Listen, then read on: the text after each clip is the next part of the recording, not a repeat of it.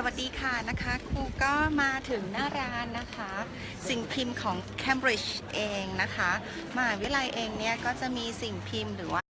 จะเป็นตำราเรียนนะคะค่อนข้างเยอะเลยเดี๋ยวเราตามครูมาด้านในกันเลยนะคะสิ่งพิมพ์นะคะเดี๋ยวก่อนอื่นที่จะเข้าไปเนี่ยบัตรนักเรียนนะคะจริงๆแล้วเนี่ยก็สามารถที่จะลดได้นะคะเห็นไหมก็จะมีแบบมหาลัยของเขาเองนะคะตัวของ Cambridge เองหรือว่าจะเป็น Anglia Ruskin นะคะเพราะว่าเขามีแคมปัสที่อยู่ในที่เมือง Cambridge เองนะคะถ้าเกิดมหาลัย University of Sturgate เนี่ยยังไม่ค่อยดังที่เมืองไทยก็จะรู้จักที่ Cambridge แล้วก็ในส่วนของAnglia Ruskin University อันนี้นะคะที่อันนี้จะมีแคมปัสอยู่ที่นี่ด้วยนะคะ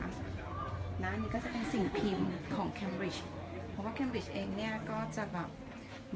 มีสิ่งพิมพ์ค่อนข้างเยอะนะคะอันนี้ก็เป็นร้านที่เขาขายนะคะตำราหรืออะไรเงี้ยนะคะก็จะเป็นวิโซเนียด้วยนะคะอยู่ที่เดียวที่พิมพ์จาก Cambridge นะ